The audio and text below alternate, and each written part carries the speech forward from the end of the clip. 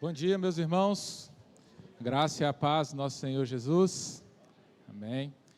Muito bom estarmos mais um domingo. Vamos hoje dar continuidade ao estudo. O pastor começou na semana passada a falar sobre o culto doméstico. Hoje o título, da nossa lição são as bases teológicas do culto doméstico. Então, nós vamos aprofundar um pouco mais. E nada melhor do que a gente, depois de uma semana inteira de oração, orando pela família, estudar sobre algo prático da família, que é o culto doméstico.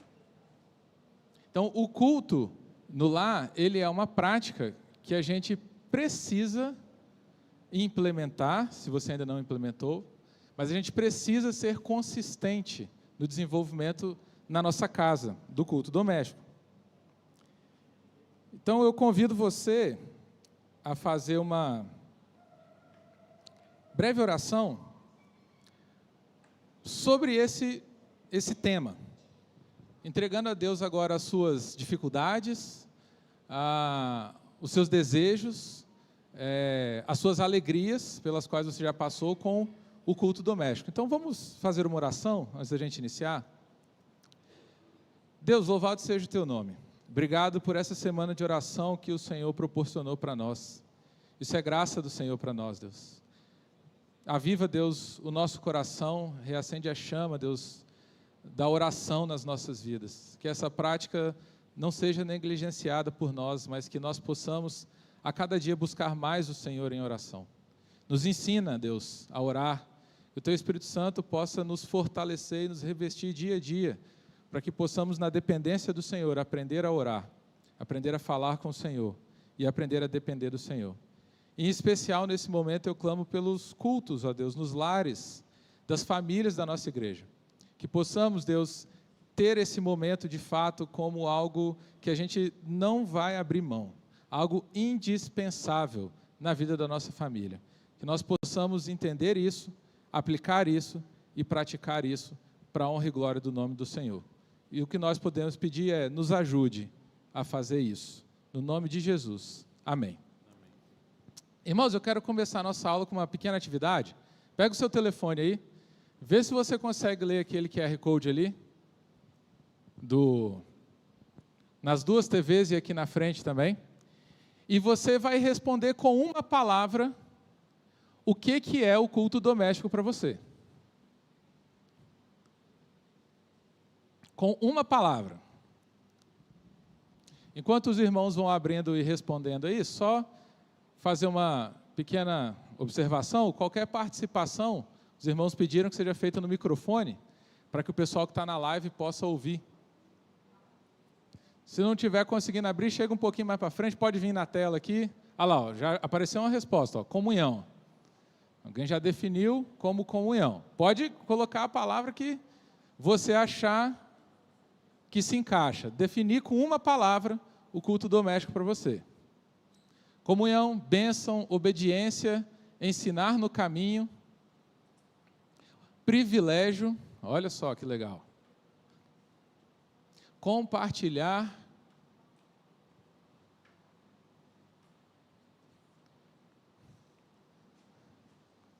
aprendizado, bênção, ensinar no caminho, memorial, orar.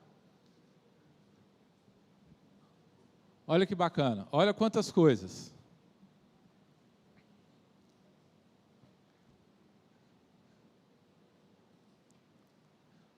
Olha quantas palavras vão aparecendo ali. Isso é chamado nuvem de palavras. Aquela que fica no meio, as que ficam em tamanho maior são as que se repetem mais vezes dentre as respostas. Então, aquela que se repetiu mais vezes ali, comunhão, meta, olha que interessante, é uma meta. Comunhão, meta, obediência, bênção, exercício, proteção. Se você tem mais de uma palavra, você pode responder 2, 3, 4 vezes aí uma palavra, né? Então, glorificação a Deus, interação, exercício, proteção, aprendizado, intimidade, necessidade. Olha só, alimento familiar. Olha quantas palavras vão aparecendo para definir o que é o culto doméstico para nós. E pensando nisso, é melhor ficar parado aqui, né? E olhando para todas essas palavras,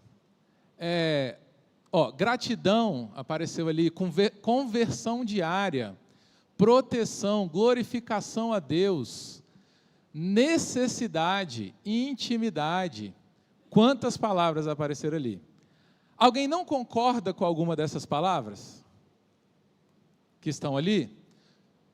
Vou repetir algumas: comunhão, obediência, necessidade, meta, ensinamento, aprendizado, compartilhar, proteção, memorial, glorificação a Deus, interação, alimento familiar, conversão diária, intimidade, privilégio, exercício, bênção, gratidão. Alguém não concorda com alguma das palavras que foi colocado ali? Então, talvez a gente, se todos concordam com aquilo ali, então a gente talvez precise se perguntar por que a gente não faz, ou por que a gente é tão negligente, né, nessa questão do culto doméstico. Se é um momento de comunhão, o que está faltando para a gente colocar essa comunhão em prática? Se é um momento de obediência, então eu estou em desobediência, então eu estou em pecado. Se é uma necessidade, então vai faltar alguma coisa para mim, por não estar colocando em prática o culto doméstico. Então, se eu pegar cada palavra daquela ali, pensar nela, no contraponto dela, eu vou chegar a alguma conclusão de que eu preciso colocar em prática o culto doméstico.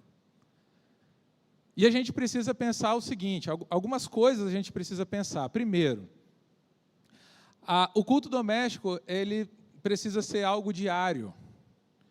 Mas a gente só quer fazer o culto doméstico se a gente conseguir ser perfeito. Se a gente conseguir fazer todos os dias, na mesma hora, da mesma forma, com toda a ordem e reverência. A gente vai conseguir ser perfeito? Não vai. A gente vai falhar, vai ter dia que não vai dar, vai ter dia que a gente não vai conseguir. E aí? Aí você vai deixar de fazer o resto da vida, porque um dia você não conseguiu fazer? Não. Não fez aquele dia, entenda o motivo, tente acertar e no dia seguinte volta e faça. A gente precisa entender a necessidade. E a gente, nessa ânsia de perfeição, acaba esquecendo de que ele é uma necessidade de fato. E ele é uma obediência àquilo que Deus nos mandou. Porque o nosso Deus é um Deus de família. Deus criou a família. Então, Ele quer que a família seja fortalecida. E como que nós fortalecemos nossa família? Um dos meios é o culto doméstico. Coloca o próximo aí, a apresentação, por favor. Vamos trocar a tela aqui agora. Isso. Aí. Joga para o outro lado. Então, a gente pode começar com uma pergunta que é o seguinte. Ela está mais para frente na apresentação, mas eu acho que vai ser interessante a gente começar com essa pergunta. Se o culto doméstico desaparecesse completamente das igrejas, o que mudaria na próxima geração?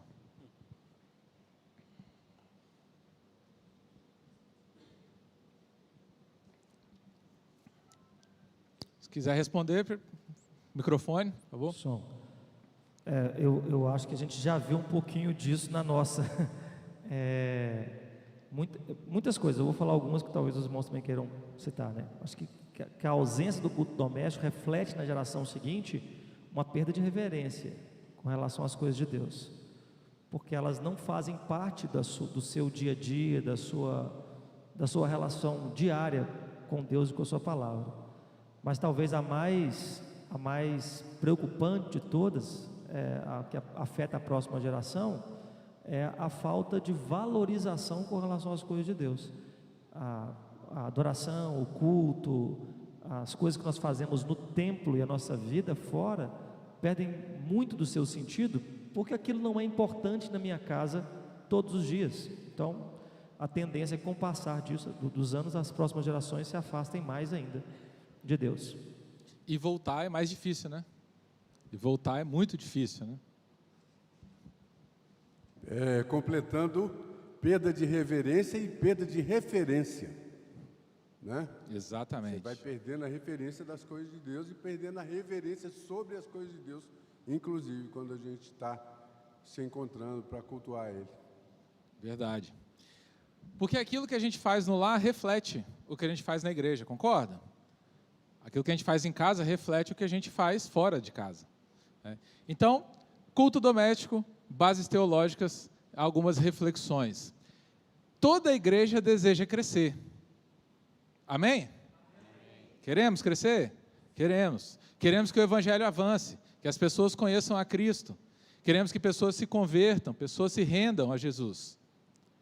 Queremos. Fazemos metas, planos, traçamos estratégias. Mas talvez a gente esteja esquecendo de um princípio mais básico, que é o culto familiar. Então, por que não pensar no crescimento da igreja primariamente dentro da nossa casa? No culto familiar. Trazendo essa noção e essa ideia para os nossos filhos e para a nossa família como um todo, de reverência e referência. Onde que a criança, o jovem, o adolescente vai buscar informação se ele não tiver a referência do lar?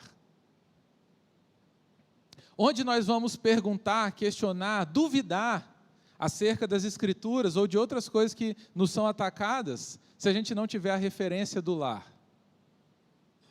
Se não for em casa, vai ser em qualquer outro lugar. E qualquer outro lugar não necessariamente ensina o que as Escrituras ensinam. Então a gente precisa voltar a ter essa referência. O culto doméstico forma a espiritualidade diária da família. Por isso que a necessidade de ser algo diário. Eu preciso todo dia manter aquela constância. Mas eu não consigo fazer todo dia. Faça o dia que der e se ajuste para que você consiga fazer todo dia. Se você não faz, não adianta você achar que vai começar amanhã e você vai agora, o resto da sua vida, fazer todos os dias. Não. É uma luta de fato.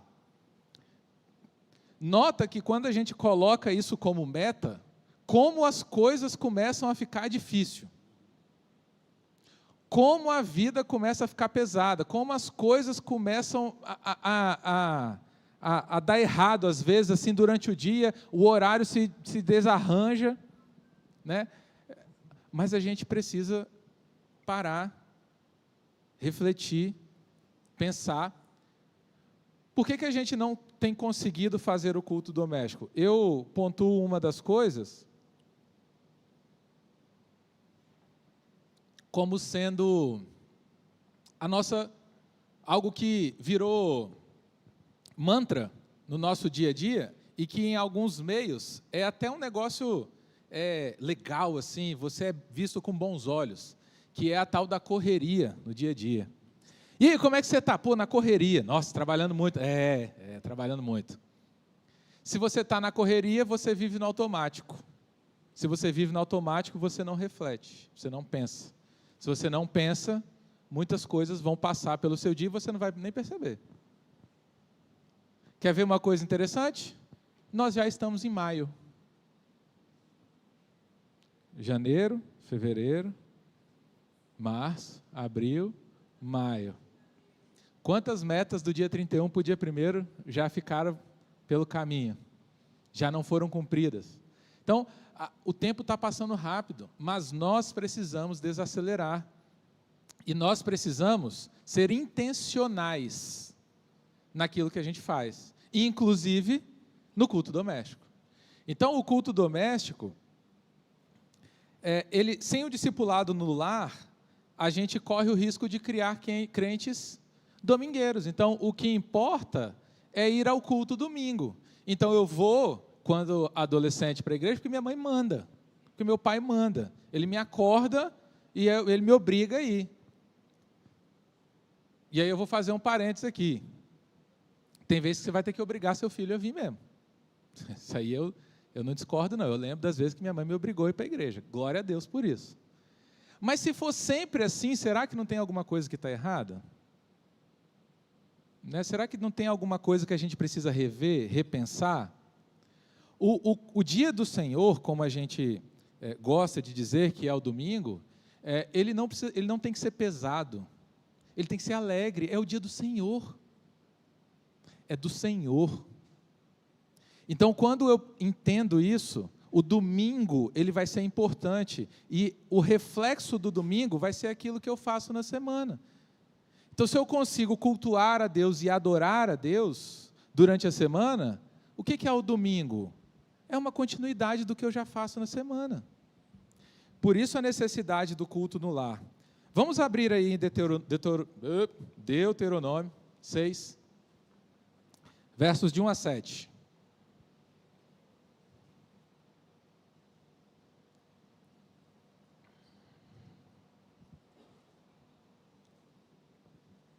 Deuteronômio 6, versos de 1 a 7.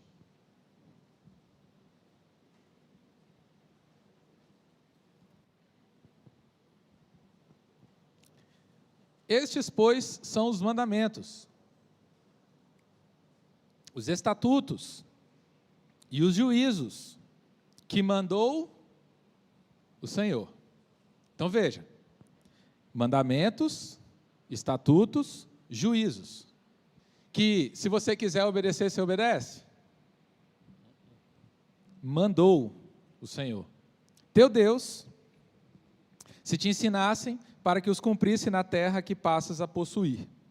Para que temas o Senhor, teu Deus, veja o objetivo, para que temas ao Senhor, teu Deus, e guardes todos os teus estatutos e mandamentos que eu te ordeno, tu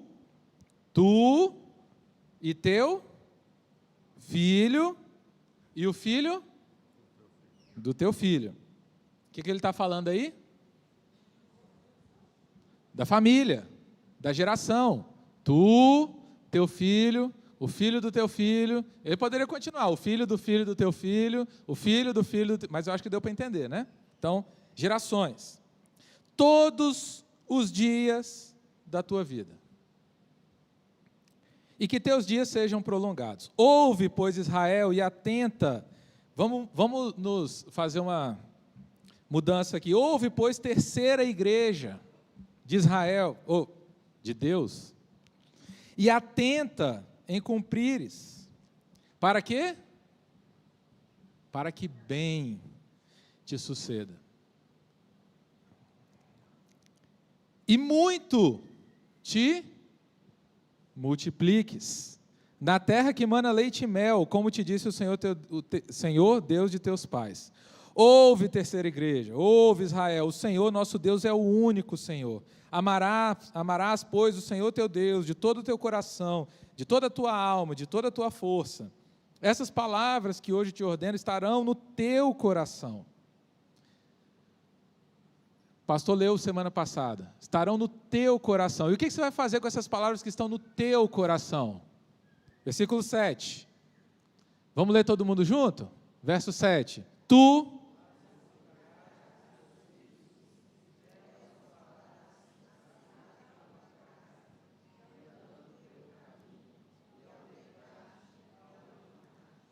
ao sentar, ao levantar, ao dormir.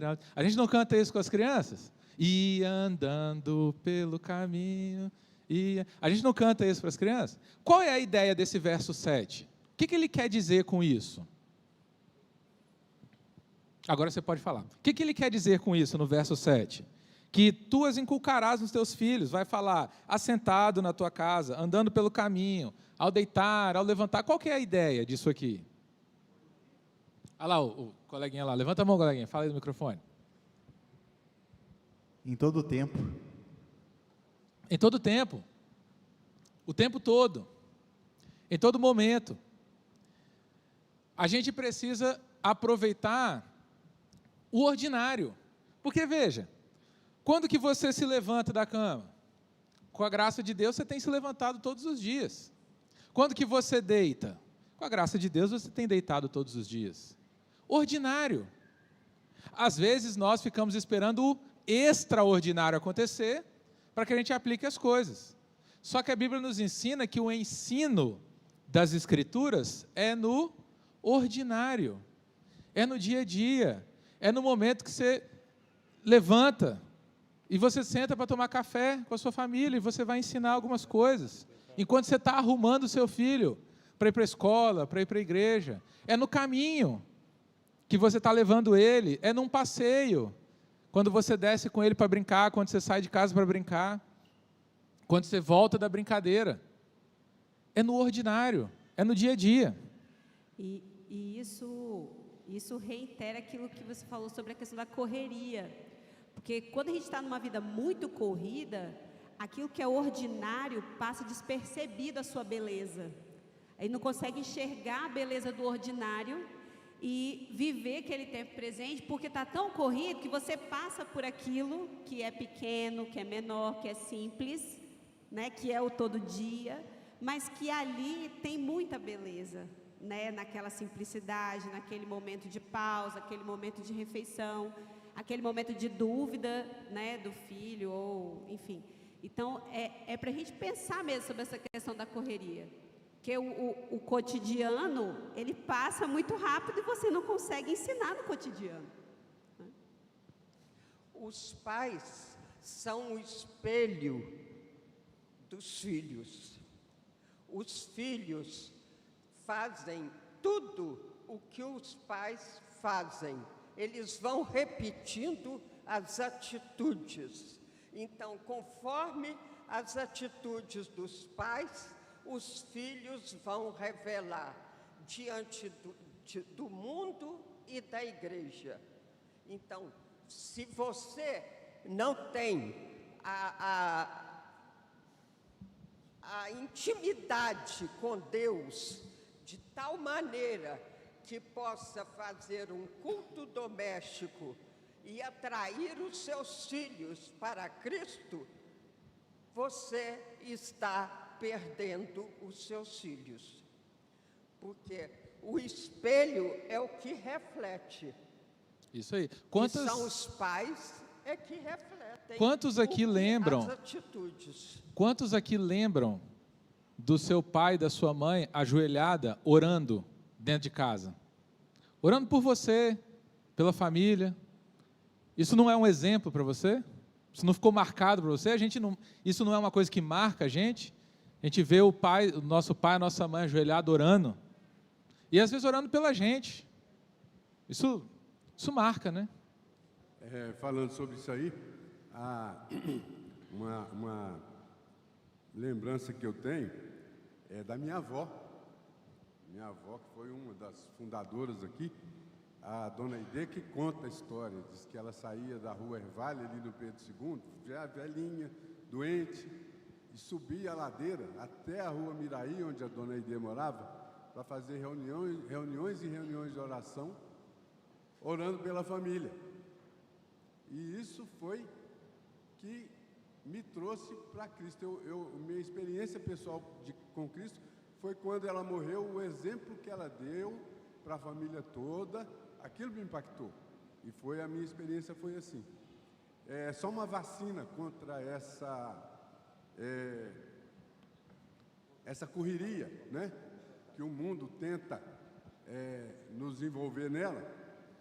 Ela está contida em um hino do cantor cristão, cuja uma das estrofes fala assim: não é dos fortes a vitória, nem dos que correm melhor, mas dos fiéis e sinceros que seguem juntos ao Senhor. Exatamente. É isso que nós precisamos. É isso aí. Só me chamou a atenção no versículo 6 e depois ele repete, quando ele enfatiza mandamentos, estatutos e juízos. E aí eu fiquei curiosa de não saber a diferença, né? E aí dei um Google aqui, um olhar rapidinho, e como é que é interessante de enfatizar não só o conhecimento de Deus, mas as esferas desse conhecimento, né? A gradação. Então, que o mandamento seria o relacionamento Deus, né, e os homens, e aí a aplicação disso de não saber só quem é Deus, mas como isso interfere no estatuto, nas questões cerimoniais e nos juízos na civil e jurídica, né? Eu fiquei curiosa, por que ele abrangeu esses? Por que ele traz os três, né? Não é por acaso, né? Isso, eu pensei, será que ele está progredindo, né? Mas o que isso significava? Por enfatizar os três Exatamente. Ele está dizendo o seguinte, em todas as esferas da sociedade, elas serão influenciadas se o Senhor for o nosso Deus e se a gente obedecer o que Ele mandou e cumprir aquilo que Ele mandou. Todas as esferas da sociedade, elas serão influenciadas por isso. E como a gente vê hoje, que elas são influenciadas porque nós não obedecemos isso. Né? Nós temos um crescimento numérico de cristãos, mas uma sociedade que não reflete isso. Então, alguma coisa a gente está, vamos dizer assim, fazendo errado nesse processo, ou está faltando a nós alguma coisa nesse processo, para que esse crescimento reflita, de fato, numa mudança na sociedade. Então, é exatamente isso que ele quer dizer. Então, o discipulado bíblico acontece na vida comum, né? A fé, ela deve ser ensinada no cotidiano, é no dia a dia. A gente não precisa esperar o momento certo, a hora certa, a coisa certa. Não, a gente precisa aproveitar os momentos do dia para ensinar essa fé, para corrigir, para exortar, para dar esperança, para ensinar. E claro, meus irmãos, eu costumo brincar que a educação de filhos, ela é uma tentativa e erro. Quem tem mais de um filho sabe que o que você faz com o primeiro não funciona com o segundo. Eu, na terceira, o que eu fiz na primeira e na segunda não funciona com a terceira. Então, assim, tem coisas que a gente não consegue repetir. E Deus, quando manda para a gente, Deus não manda assim, aqui, ó, o manual de instrução do seu filho aqui, ó. Ele vai nascer, aí você vai fazer assim, você vai seguir esse caminho. Mas ele tem um manual de instrução maior. Amém? Ele tem um manual de instrução maior. Ele nos ensina a educar os nossos filhos através da sua palavra. O restante das coisas, eu acredito que seja tentativa e erro mesmo. Eu fiz uma vez, não deu certo, a criança vai repetir, eu vou tentar de outro jeito. E vou tentando, e vou insistindo. Então, a gente precisa aproveitar os momentos do dia a dia, para que a gente consiga ensinar e partilhar a nossa fé. Né? Ensinar em todos os momentos. E para que a gente consiga fazer isso, nós temos que ser intencionais, sair da correria, sair do automático, do fazer tudo do mesmo jeito, sempre. Eu preciso parar, eu preciso me afastar, olhar para o que está acontecendo e intencionalmente corrigir rotas na minha família, para que eu consiga ajustar isso e consiga colocar isso, de fato, como prioridade na minha família. E aí vem a pergunta que eu fiz no início, né? Se o culto doméstico desaparecesse, o que mudaria na próxima geração? Como o pastor falou muito bem, a gente já vê reflexos disso hoje. A gente vê reflexos disso hoje. A minha mãe, ela é uma bênção, mulher de Deus, mulher de oração, mas eu lembro de alguns momentos na vida em que o castigo era orar e ler a Bíblia. Aqui ninguém faz isso, eu tenho certeza. Mas assim, isso foi uma prática comum durante um tempo. O castigo era orar e ler a Bíblia. O que eu estou construindo na cabeça da criança com isso? Né? Então, a gente precisa tomar cuidado com essas coisas. O cantinho do pensamento. Como assim? Pensar é castigo? Né? A gente precisa tomar cuidado com essas coisas. A gente precisa refletir, pensar sobre isso. Né? Então, existe uma função, olha que interessante a palavra ali, vital do culto doméstico.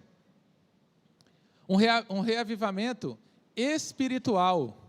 O autor do livro que a gente está estudando, está usando como base, ele defende a tese de que os avivamentos, eles começam dentro de casa. E ele citam os puritanos, para falar da época dos puritanos, em que eles tomaram como regra, de fato, o culto doméstico e como isso influenciou em todas as esferas da sociedade ali. Então, ele defende a tese de que esse reavivamento, ele vai começar dentro de casa. Então, se eu desejo um reavivamento, ou um avivamento espiritual na minha vida, na minha família e, consequente, na minha igreja, eu preciso levar com seriedade o culto doméstico.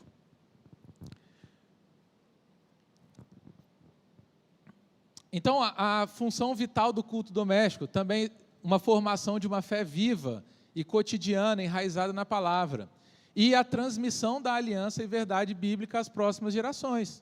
Veja o que ele fala: tu, teus filhos e os filhos dos teus filhos. Então, é uma sequência. A gente precisa passar isso para os nossos filhos, e que vão passar para os filhos dos nossos filhos. E nesse texto que a gente leu, tem uma palavra que eu acho muito legal, que eu gosto muito, muito dela, que é no versículo 7, que ele fala assim: tu as inculcarás. E aí eu sempre lembro do Chaves estudando, batendo na cabeça para poder gravar aquelas coisas e decorar aquele negócio, o dia de não sei o quê, ele batendo ali. Inculcarás. Você vai pegar a cuca do seu filho, você vai abrir, você vai jogar lá dentro assim, ó, e você vai inculcar mesmo, vai colocar ali dentro, para ele gravar aquilo ali. Por quê? Na hora que ele precisar, o que Deus vai trazer à mente dele? Aquilo que está inculcado ali. Se ele não sabe da palavra, na hora que ele precisar, ele não vai ter onde buscar. Então a gente precisa, não literalmente, obviamente, né? Mas abrir a cabeça dos nossos filhos e inculcar mesmo, ensinar. Criança precisa muito de repetição. Então pega um versículo e trabalha a semana toda no culto devocional, no culto doméstico com ele, aquele versículo. Romanos 3:23, pois todos pecaram e destituídos estão da glória de Deus. Meu filho, o que a gente é? A gente é pecador. No outro dia, todos pecaram. O que a gente é? A gente é pecador. A gente é pecador. Mas, pai, não tem saída. Aí você vai para o 24. Que a gente foi justificado em Cristo. Então, nós todos somos pecadores, mas em Cristo nós temos a redenção. Então, vai criando o caminho, vai ensinando. Cada dia, pega uma doutrina, ensina, um versículo. A gente não precisa de pensar em elaborar demais o culto doméstico. Você não precisa. Eu não sei tocar violão. Abre o YouTube, bota uma música. Mas aí tem outro problema. Você abre o YouTube, bota uma música, aí bota outra, aí a criança, papai, galinha pintadinha. Não, você encerra, não, filho. Uma música, aí você pode combinar antes. Filho, nós vamos ouvir 2 músicas, depois nós vamos ler a palavra, desliga a TV e vai ler a palavra com seu filho. Lê a palavra. Criança gosta muito de desenhar. Eu percebi com as minhas 2 filhas, com a Lívia, a mais velha, e a Júlia, a do meio. A Lívia, se eu sentar com ela, abrir a Bíblia e ler um versículo e explicar, ela acompanha muito bem. A Júlia, se eu começar a ler um versículo, aí ela sai correndo, não, eu vou ali. Vai aonde, Júlia? Não, eu vou ali. Pegar um negócio, vou tomar água, vou fazer... Tudo fica bom. Com a Júlia, eu tenho que sentar e fazer um desenho, para ela ficar olhando o desenho. Então, eu vou lendo e vou representando aquilo no desenho, para tentar segurar a atenção dela. Com a Joana, eu já não sei como é que vai ser. Então, aí, Joana, daqui a pouco vai chegar lá e a gente vai perceber. E assim, dá trabalho, gente. É isso mesmo, dá trabalho, é difícil. Essa palavra aí, trabalho, ela é importante para esse processo, para saber que não é fácil mesmo. A gente está falando de culto familiar aqui e nós sabemos, quando falamos ao longo desse mês sobre isso, que isso não é fácil. Não. Então, antes de tudo, essa palavra não é uma palavra de peso para as famílias. Talvez estão ouvindo falar assim, mas você é seminarista, né? Você é pastor, isso é fácil para vocês, né? Não é fácil para ninguém. Culto familiar dá trabalho. Eu tenho uma regra com o Natan, que também tem diferenças da Júlia, né? A minha regra com ele é, Natan, coisas ruins primeiro, coisas boas depois. Coisas difíceis primeiro, coisas fáceis depois. É ruim comer verdura agora, mas é bom ter saúde depois. É difícil concentrar agora num tempo lendo, mas isso vai tornar fácil para você depois. Então, isso vale também para nós. É ruim e é difícil às vezes, no meio da correria, conseguir achar um tempo diário para formalmente ler a palavra e orar com os nossos filhos, com a nossa família. É difícil fazer isso o tempo todo, como o texto de Deuteronômio propõe. Só que o tempo todo, você querendo ou não, nós estamos ensinando os nossos filhos alguma coisa. Alguma coisa está sendo inculcada na cabeça deles.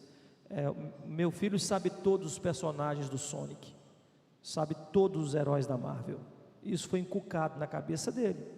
É claro que é mais fácil inculcar desenhos que são programados para a mente dele, né? E fica mais fácil dele aprender do que ele saber de cor os 12 apóstolos, os 12 profetas, as 12 tribos. Mas se diariamente eu aproveitar as oportunidades, isso vai se tornando mais fácil. Porém, tem que valer para mim também. Se não tiver no meu coração, não vai acontecer no dia a dia com eles. Então é difícil mesmo, dá trabalho, mas é um trabalho que me poupa trabalho no futuro. Então coisas difíceis e ruins agora, para coisas fáceis e boas depois. É a minha regra.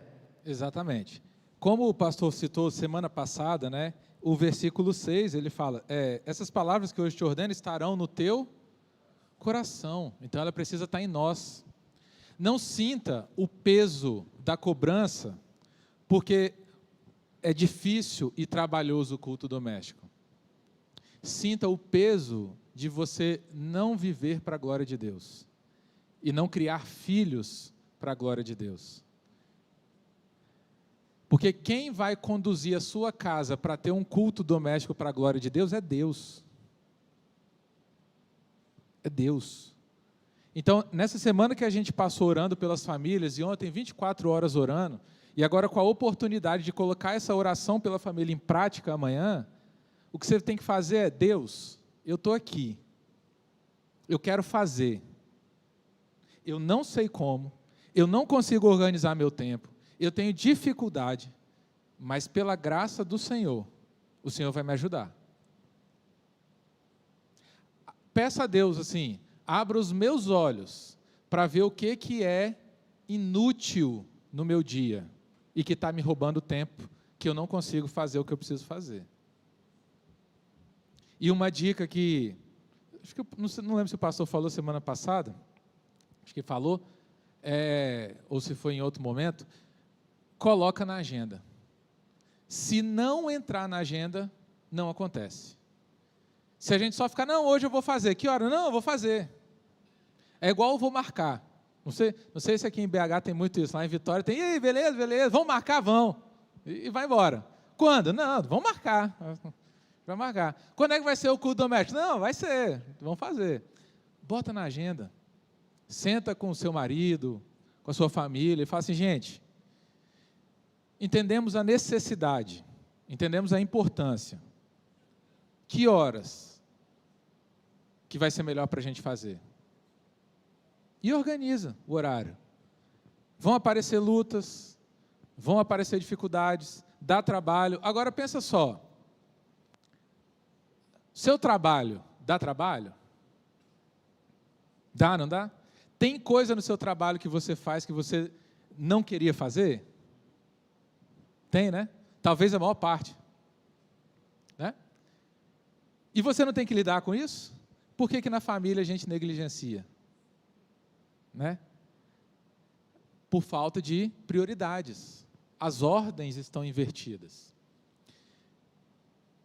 Os puritanos, eles tiveram, como eu comentei anteriormente, uma visão interessante sobre essa questão do culto doméstico. Né?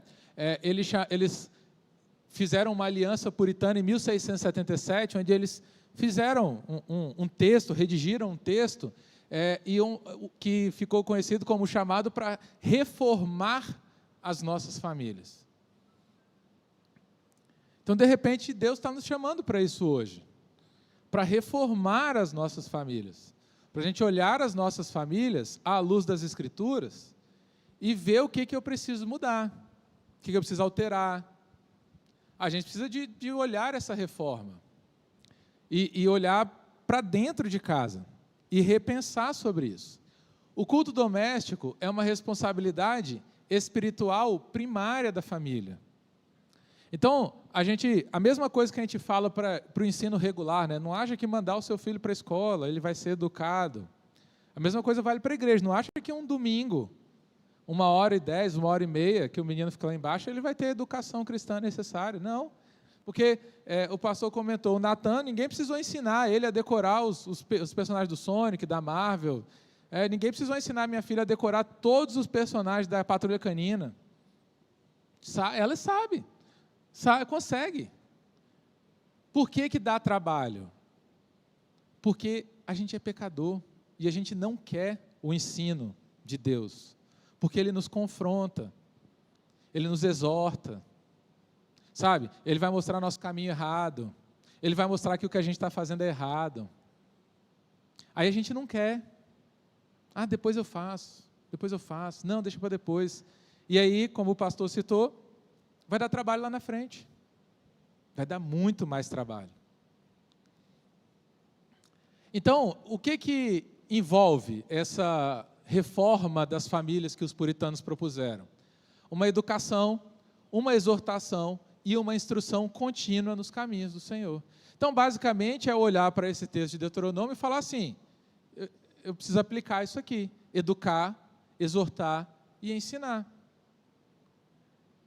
O seu filho faz ou fez pirraça algum dia na sua vida? Na vida dele? Da sua família? Você não se recorda, né? Também não consigo aqui. Não consigo lembrar aqui da Joana com 1 ano e 3 meses fazendo pirraça. Agora, ela vai fazer pirraça. O normal é ela fazer pirraça. O anormal é a gente não corrigir. Agora, ela faz pirraça na igreja, no shopping, no passeio. Eu vou esperar quanto tempo para corrigir aquilo ali? Eu vou esperar chegar em casa para depois? Não, a correção ela é naquela hora, naquele momento. Assim como Deus faz conosco. Nos momentos da nossa vida diária, as coisas acontecendo, Deus não nos exorta, não nos corrige. Às vezes a gente faz alguma coisa e na hora vem assim, cara, você faz exatamente a mesma coisa. Uma vez eu estava em casa corrigindo a Lívia, chamando a atenção dela por alguma coisa que ela tinha feito. E eu ajoelhei na frente dela e falei, minha filha, quantas vezes eu já falei isso com você?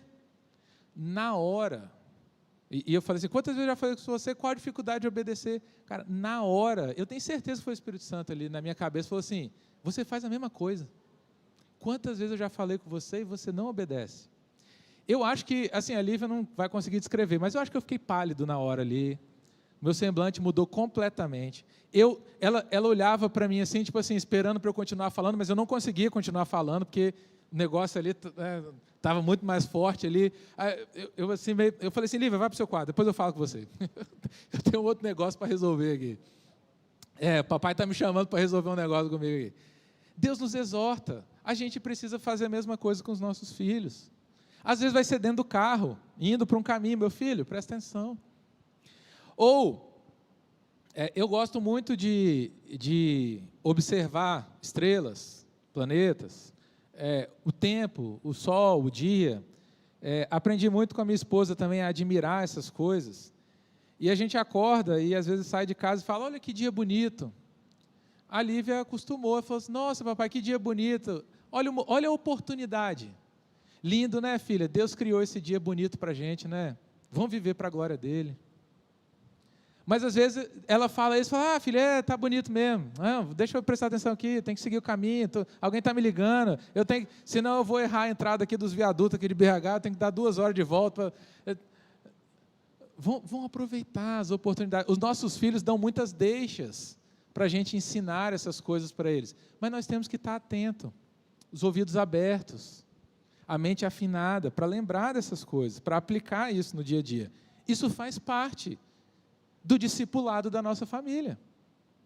Porque ao sentar, ao levantar, ao dormir, ao despertar. Géder, é o seguinte, e cada oportunidade dessa que a gente não deixa passar, não é só ensinamento para eles, a gente também.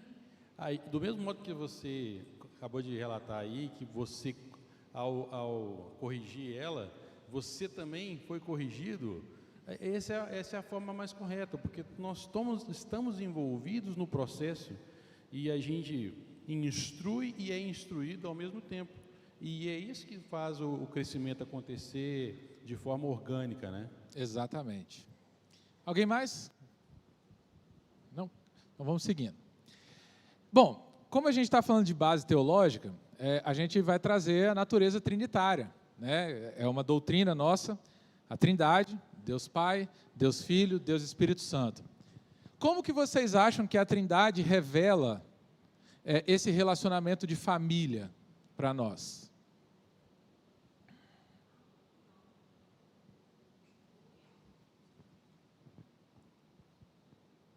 A comunhão, né? Da Trindade e a comunhão na família. A comunhão na Trindade e a comunhão na família. No início, lá naquela primeira atividade que a gente fez, apareceu a palavra comunhão?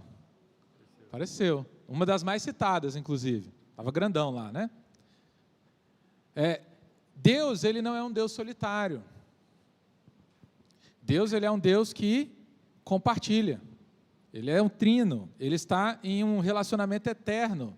Deus Pai, Deus Filho, Deus Espírito Santo. O que isso ensina para a gente? Que ele é relacional.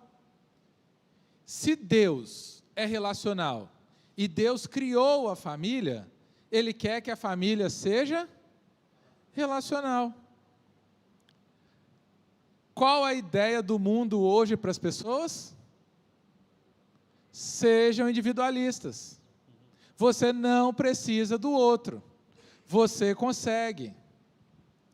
Só casa quando você tiver seu apartamento, seu carro, estabelecida a sua vida, seu emprego, sítio, apartamento alugado, investimento, poupança. Só casa desse jeito. Só casa depois do doutorado, talvez pós-doutorado. Quando você tiver experiência no exterior, estiver falando 4, 5 línguas, você vai casar quando, vaso?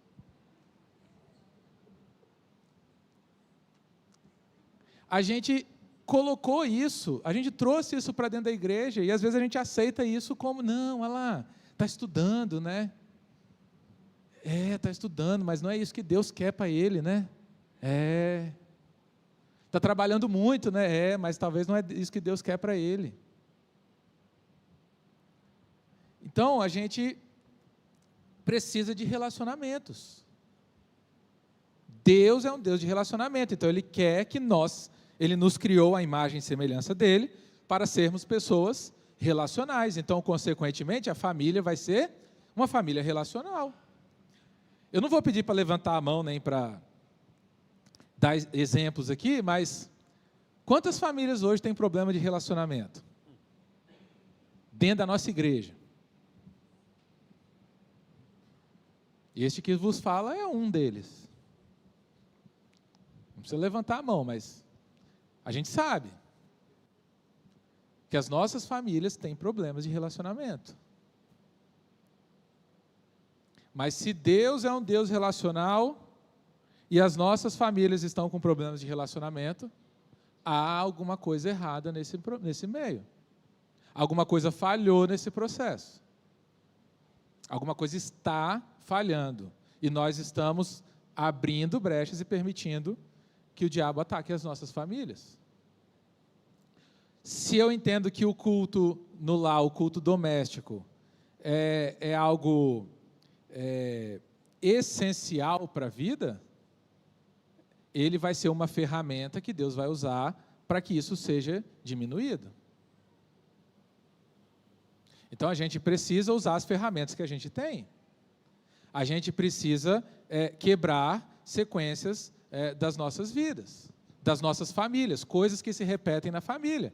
E que eles falam, não, a família é assim. Mas Deus não é assim. A gente precisa quebrar com essas consequências. Então, Deus é um Deus relacional. Ele nos criou a sua imagem e semelhança. Somos relacionais. Então, a família que vem de nós é uma família que precisa ser relacional. E esse relacionamento vai estar fundado onde? Em Deus, que é um Deus relacional, que nos criou. Está vendo o ciclo? É por isso que o culto no lar, ele não é algo pesado, porque ele está na dependência de Deus. Ele está naquilo que Deus quer para nós. Então, a família vai refletir aspectos da relação e ordem criadas por Deus.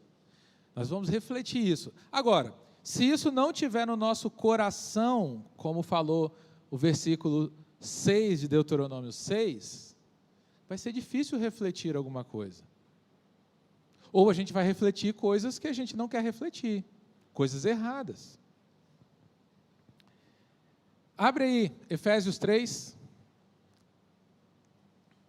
14 e 15.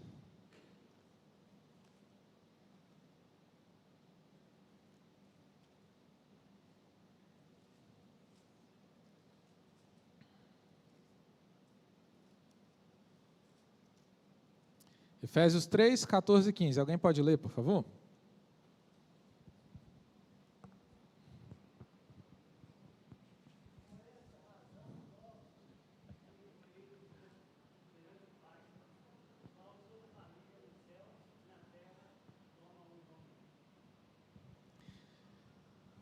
Por essa causa me ponho de joelhos diante do Pai, de quem toma o nome toda família, tanto no céu como sobre a terra. Vamos nos colocar de joelhos pela nossa família? Vamos buscar a Deus pela nossa família? Vamos fortalecer as nossas famílias? Porque a gente pode, como igreja, instituição, pensar em estratégias para crescer, para se desenvolver, para fortalecer. A semana de oração, relógio de oração, programação para os jovens, adolescentes. A gente pode pensar tudo isso. Agora, se as nossas famílias não estiverem fortalecidas em Deus, a igreja não caminha. A igreja vai ser fraca, porque as famílias são fracas.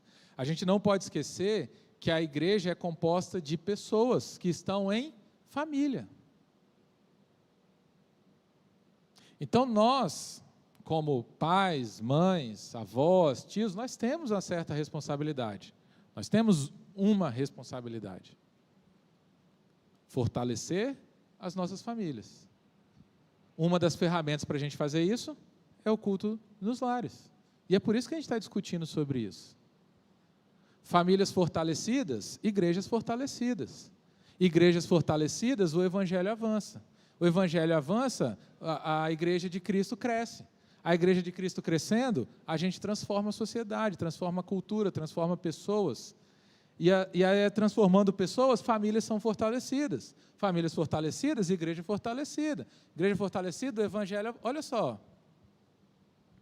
Mas nós estamos perdendo a essência. Nós estamos com famílias fracas, fundando, que aí vai trazer como consequência igrejas fracas.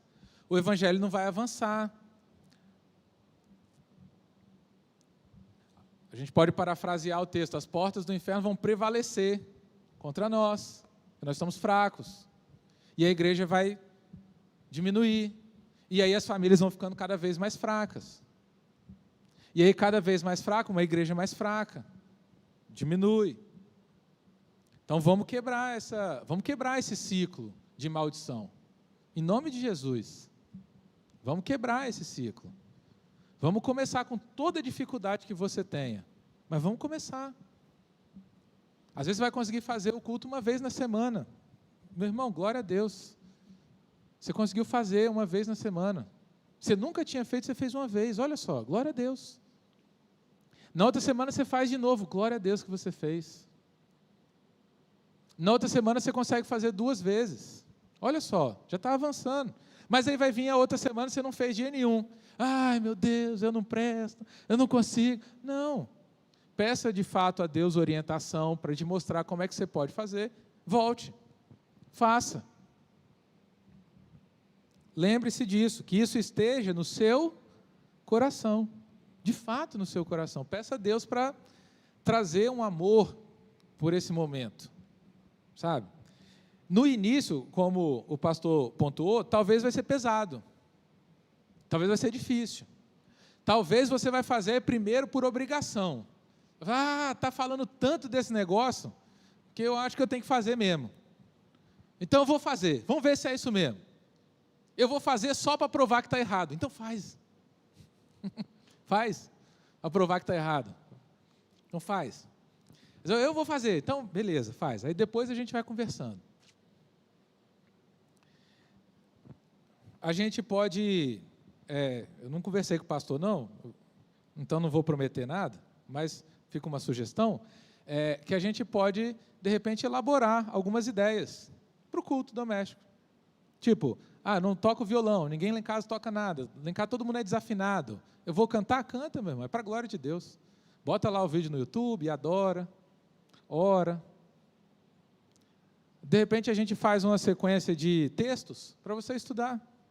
Quer ver uma sequência legal que você pode usar? Hebreus 11. Hebreus 11 começa falando da fé. Começa no primeiro dia, com o primeiro versículo, a fé. O que é a fé? Certeza das coisas que se esperam, convicção de fatos que não se veem. Legal. Então, certeza de coisas que não se esperam, fatos que não se veem. Fala para a criança assim, fecha o seu olho. Você está vendo alguma coisa? Não. Mas você está ouvindo o papai, não está? Tá, então você sabe que o papai está aqui? Sei. Por quê? Porque eu estou ouvindo. Dá para a gente pensar isso com Deus? Eu estou vendo Deus? Não, mas eu consigo ouvir? Consigo. Através da leitura da palavra, da oração. Então, como é que eu consigo ouvir? Pela fé. Então, o que é fé? É a certeza de que eu estou ouvindo Deus, mesmo sem vê-lo. Então, começa. Aí você vai para o versículo 2, aí ele vai falar de Caim. Aí no outro dia você fala, Caim, Caim? Olha só que legal, vamos lembrar da história de Caim e Abel? O que aconteceu? Por que um matou o outro? Porque aceitou a oferta, o outro não aceitou, um levou não sei o quê. Mas por quê? Vamos ler Hebreus 11. Porque pela fé, ele apresentou um sacrifício mais agradável a Deus. Olha, de novo pela fé. Aí você vai continuando o texto, ele vai falar de Noé, vai falar de Moisés, vai falar de Abraão, vai falar dos heróis, a gente chama da galeria dos heróis da fé. Cada dia trabalha um. Então você já vai ter ali uma sequência de vários dias para você trabalhar. Ele vai falar, por exemplo, lá de Enoque. Não é uma história comum que a gente conta para as crianças, por exemplo. É a história de Enoque. Pela fé, Enoque foi trasladado. E ele já não se podia ver mais. O que é isso, trasladado? Trasladado, saiu daqui e foi para lá. Mas como assim? Enoque não morreu? Não. Como assim Enoque não morreu? Pela fé. O que é fé? Aí volta no versículo 1. Então, olha só. A gente consegue, sabe? Pega essa sequência e vai trabalhando. Cada dia trabalha um versículo, cada dia trabalha uma história, cada dia trabalha um texto. E dá para a gente fazer isso aí. Aí você fala assim, nossa, mas aí eu vou ter que estudar muito teologia, eu vou ter que buscar... Não, meu irmão. Abre a Bíblia. Deus fala. Você crê que Deus fala? Amém. Deus fala. Então abre a Bíblia e lê. Do seu jeito, da sua maneira, e explica aquilo que você sabe. Se você quiser preparar alguma coisa antes para ter um desenho, uma caricatura, para quem gosta de fazer, beleza. Separa um tempinho, lê, prepara, pensa, medita. Mas abre a Bíblia e lê. Deus vai falar. Isso é no contexto que tem criança, além desse aspecto de começar, né? Você está dando é importantíssimo. Tem que começar com o que a gente tem. Temos hoje muitos recursos para nos ajudar também, né? Mas, falando do aspecto de quem tem criança, o culto familiar vai desenvolver ou vai levar o pai a preparar melhor. Entender assim, poxa, eu preciso frequentar mais escola bíblica dominical. Porque isso, eu não sei. Isso que meu filho me perguntou. E filho vai fazer pergunta para o pastor, para o presbítero, para o seminarista, que a gente não sabe responder, né? Como é que tem luz no primeiro dia e o sol só no quarto? Ok, vamos ter que aprender um pouquinho agora de astronomia também, para poder explicar para ele sobre isso.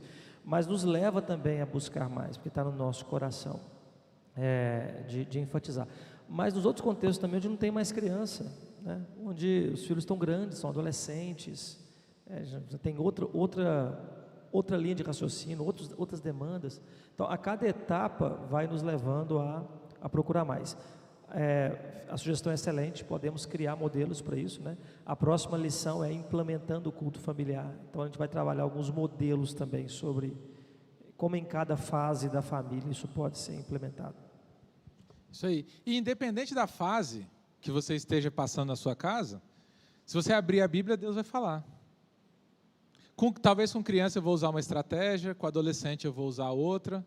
com os filhos já mais criados eu vou usar outra, mas nunca vai fugir da Bíblia. Deus vai falar.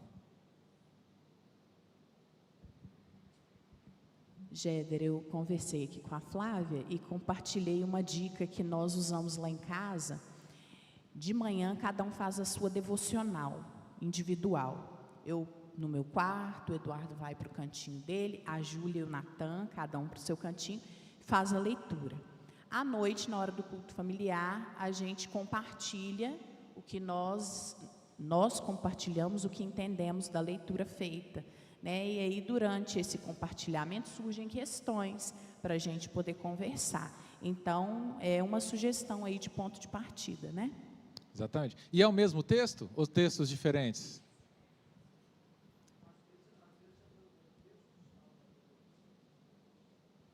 Eu vou compartilhar porque essa dica me ajudou muito. Eu não nasci no lar cristão, então eu não tinha isso na minha casa, na minha infância, na minha adolescência, dos meus pais fazerem. E eu confesso que eu já tenho, acho que 15 anos de conversão, e eu nunca tinha feito culto familiar até semana passada. Porque a gente fala, vou falar a minha experiência, né? Culto parece que é uma coisa muito estruturada. Eu não sei cantar, não ia colocar no YouTube. Então você falou, não, você lê um texto, o texto que a gente já medita, se a gente faz, devocional, no outro dia, no meu caso, está sendo no outro dia, a gente senta à mesa, tomando um cafezinho e compartilha. Então, assim, não é algo muito difícil. Quer dizer, a gente deu conta de fazer e vai criando a rotina. E uma coisa também que eu achei muito interessante é que nos ajuda a avaliar dentro da casa a espiritualidade do outro, que às vezes a gente não presta atenção, né? No caso na minha casa é a Sofia, né, que é criança.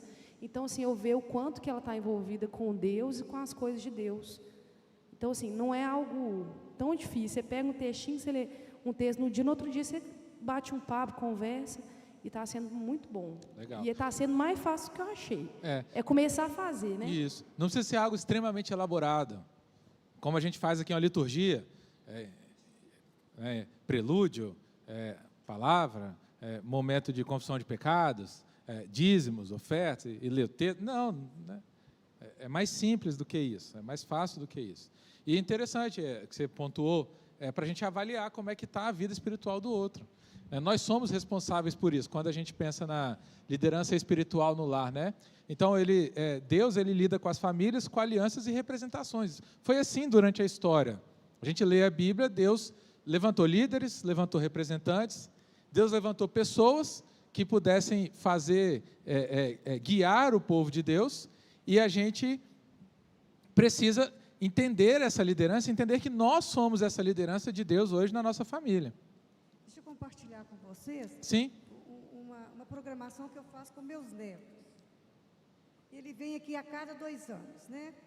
E eles não moram aqui no Brasil.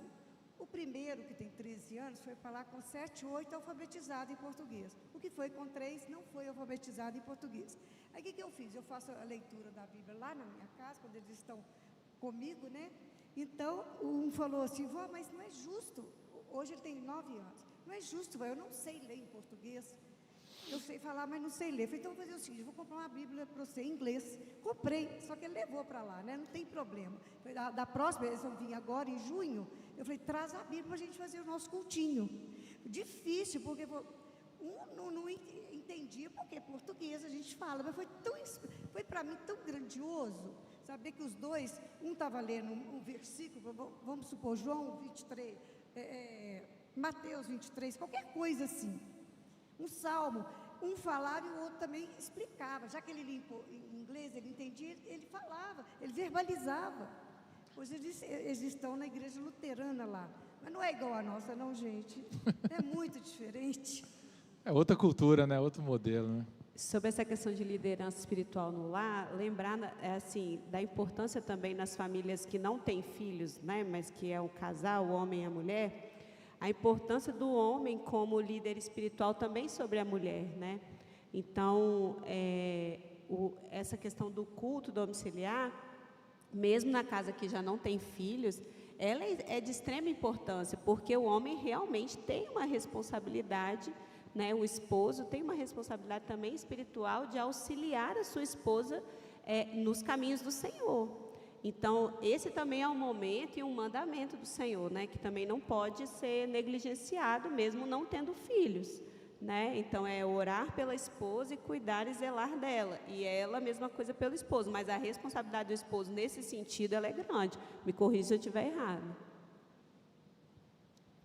Minha esposa brinca. Ela fala assim, é muito difícil ser homem, ser marido.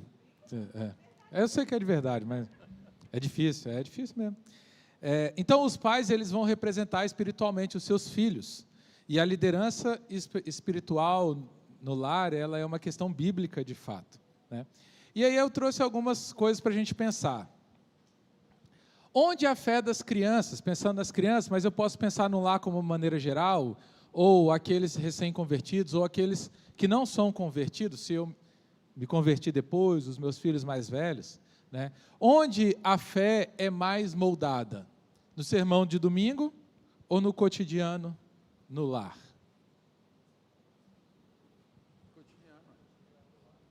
Onde que a fé é mais moldada? No culto domingo, é no lar. E aí é o dia todo que você está vivendo com aquelas pessoas, ali que vai ser mais bem formado, mais bem sustentado. E aí você citou uma questão interessante, que vocês fazem a mesa. E ali a imagem da mesa é interessante, porque a mesa, ela é algo, eu vou usar essa expressão, mas ela de fato tem algo espiritual na mesa. No partir do pão, exatamente. Jesus, quando ressuscitou, e ele estava no caminho de Emaús, ele estava ali com 2 discípulos, e os discípulos estavam com Jesus ali, e o culto ali parecia avivado, né? Porque eles falam depois assim, nosso coração não queimava quando ele falava, mas foi quando que eles reconheceram Jesus? Foi quando sentou à mesa, partiu o pão, deu graças. Então, a mesa, ela tem um significado, sabe? E a gente precisa também retomar esse significado da mesa. Talvez fazer isso à mesa, café da manhã, janta, almoço, quem conseguir, né? Talvez traga também um ressignificado para a nossa mesa. Aquele momento de compartilhar. Então, não vamos almoçar com o telefone do lado, tomar café com o telefone do lado. Vamos dar aquele tempo ali de café da manhã, de almoço, para a nossa família, né? Isso eu falo primeiro para mim, assim, porque a questão da correria, está sempre comendo, correndo, né? Está sempre atrasado, aquela coisa toda, né? O culto doméstico, ele é uma questão de tempo ou é uma questão de prioridade?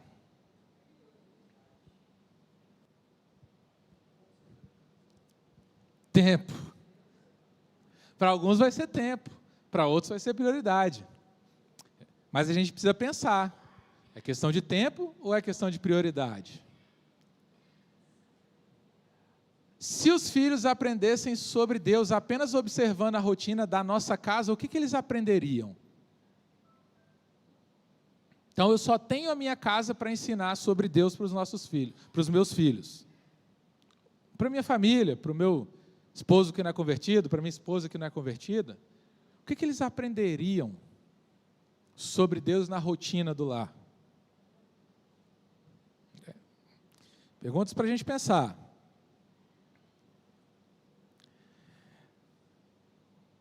Qual o perigo de reduzir o cristianismo apenas a uma questão de domingo, apenas ao culto dominical, apenas ao ambiente da igreja? Qual o perigo?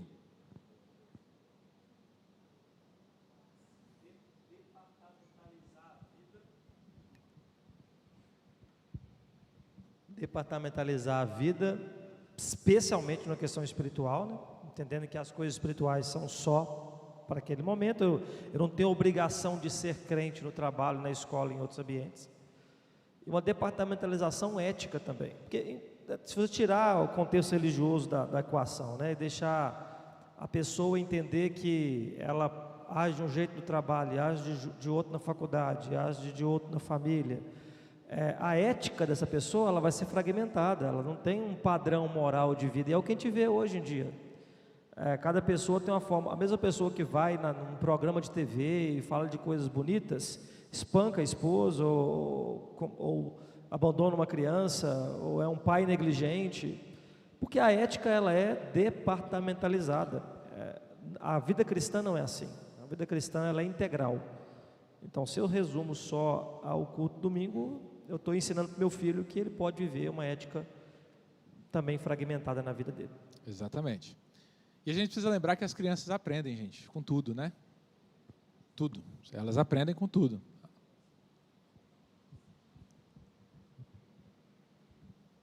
Cristianismo limitado à igreja me parece uma sensação de máscaras.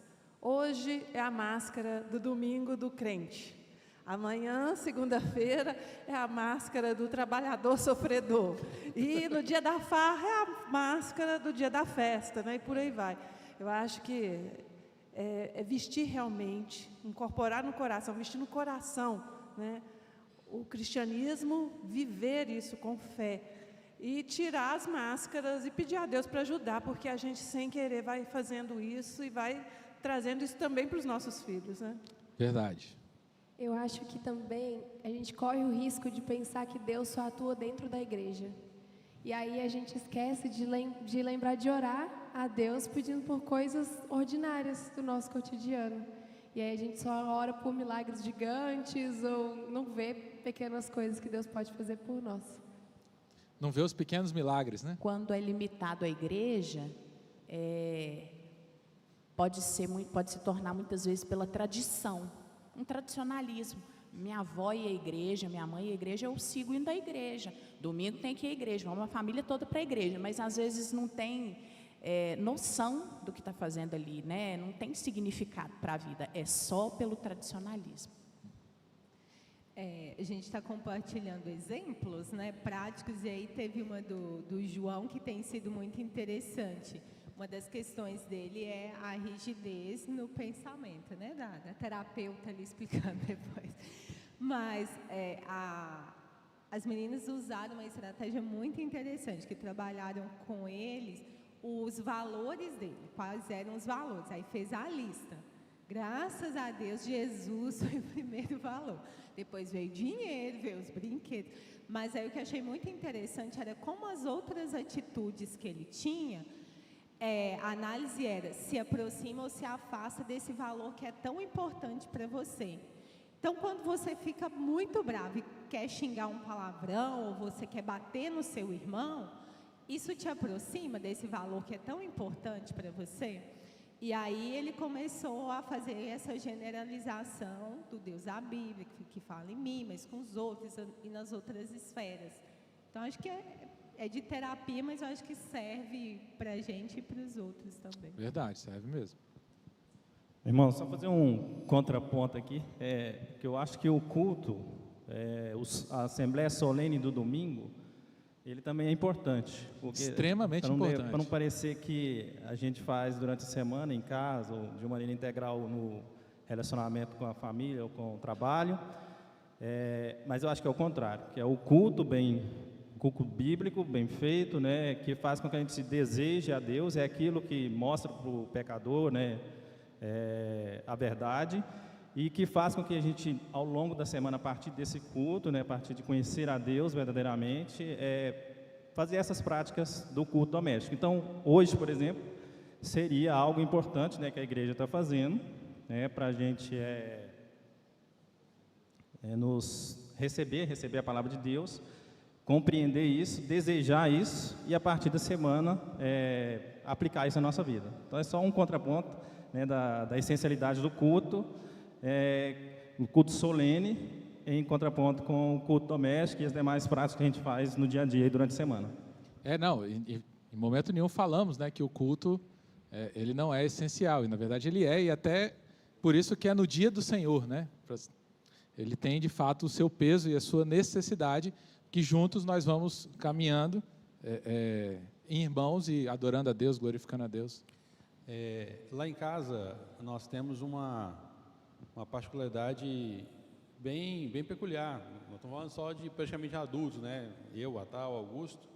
E é a oportunidade que a gente tem no culto doméstico que a gente faz de trazer à tona momentos cruciais que nos deixaram chateados ou alegres, e a gente pontua isso e a gente traz isso para o nosso relacionamento, correção de rota, alinhamento, o que Deus está falando com a gente naquele dia, qual o texto que realmente encaixa no que a gente está fazendo, e diariamente a gente faz isso, e isso traz um crescimento fabuloso, como tem acontecido isso já há um bom tempo, graças a Deus. E aí entra aquela questão também, quando todo dia acontecem situações que te deixam chateado para baixo, ou alguma coisa que vem de encontro ao que você está fazendo, e até mesmo um relacionamento que gera um estressezinho, marido, mulher, filho, aquela coisa toda, e entra, na minha opinião, a questão do não deixar o sol se pôr sobre a vossa ira, que você trata aquilo diariamente, é a oportunidade de você tratar aquilo, e ir dormir bem, e dormir, né, de forma mais amena, e todo mundo em comunhão. Eu acho que é fabuloso. Exatamente, muito bom, muito bom. Então, eu tenho algumas perguntas a mais aqui que a gente, para reflexão, a gente poderia discutir, mas é até às 11, né, pastor? Então, por que Deus manda ensinar no caminho, ao se levantar e ao deitar? A gente já conversou sobre isso. Como o fato de Deus ser trino influencia a nossa visão da família, fazendo um resumo daquilo que a gente discutiu. Pais cristãos podem esperar filhos piedosos sem um discipulado intencional? Pergunta profunda aqui, né?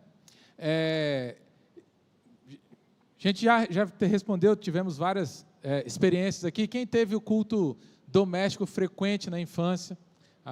Os irmãos já falaram aqui, né? Quem sente dificuldade com isso? A gente citou também vários pontos aqui. Quem acha que a igreja atual enfatiza pouco? Glória a Deus pela nossa igreja que tem trabalhado esse tema, né? Então, o culto doméstico ele não é um mero ritual, como o pastor citou bem. A gente não está aqui estudando sobre isso para trazer um peso sobre as suas costas, de que como um tradicionalismo, eu preciso fazer isso. Porque o pastor da igreja mandou. Não. Ele é um discipulado vivo e contínuo. É formação espiritual e uma vida inteira vivida na presença de Deus. Uma igreja forte e saudável normalmente nasce de lares espiritualmente saudáveis. E a gente pode concluir lembrando daquele que nos deixou essas ordenanças. Porque a gente tem a nossa responsabilidade na organização do lar, na organização do tempo, na organização da vida e na implementação do culto doméstico. Mas a gente sabe que sem ele, nada podemos fazer. Quem vai orientar a nossa família a um culto doméstico vivo, a um discipulado contínuo, a uma vida espiritual renovada e fortalecida, é Deus. Só em Cristo, quando Cristo, através da sua graça, inculcar, gravar isso nas nossas mentes e nos nossos corações, é que nós vamos poder inculcar isso nos nossos filhos. Então, que o nosso desejo seja, a cada dia mais em Cristo, no nosso Deus trino, que é o exemplo de comunhão, em Cristo que se entregou na cruz e que se relacionou com os 12 discípulos mais próximos, que discipulou, que ensinou, que cuidou, que esse exemplo seja o nosso exemplo de família, que a gente possa usar, que a gente possa ensinar, que a gente possa cuidar, que a gente possa caminhar, assim como Cristo, acho que é um pouco utópico, mas assim como Cristo teve paciência com os discípulos, nós possamos ter a paciência com a nossa família, com os nossos filhos, com o nosso cônjuge, para educar, para ensinar, para orientar, para exortar, para que essa vida em família e em comunidade seja vivida para a honra e glória de Deus. Vamos orar?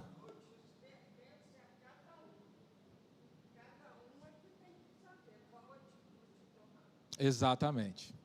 E Deus nos revela, Deus fala conosco através das Escrituras. Quais são essas atitudes? Deus, obrigado por essa manhã, por esse domingo. Obrigado pela Tua palavra que é viva e eficaz. Ela falou, ela fala, ela falará. Obrigado porque ela falou aos nossos corações hoje. E hoje nós, Deus, entregamos, assim como essa semana toda nós oramos pelas famílias da nossa igreja, nós entregamos ao Senhor as nossas famílias. Pedindo ao Senhor que pela Tua graça e misericórdia nos conceda, nos capacite, nos ensine, nos ajude, nos dê sabedoria, paciência, para podermos desenvolver a vida de discipulado contínuo com as nossas famílias, com os nossos filhos, com os nossos cônjuges, com os nossos parentes. Deus, abre, Senhor, os olhos de cada um aqui para enxergar aquilo que o Senhor tem para fazer. Abre os ouvidos para ouvir o que o Senhor tem para falar com cada um de nós. Nos orienta, nos mostre o caminho, que o Senhor é a nossa luz, lâmpada para os nossos pés é a Tua palavra, e que nós possamos nos debruçar nela, aprender dela dia após dia, para firmes no Senhor, nós consigamos fortalecer as nossas famílias. Deus, derrama do Teu Espírito sobre nós, nos fortaleça, nos guie, nos oriente, em nome de Jesus. Amém.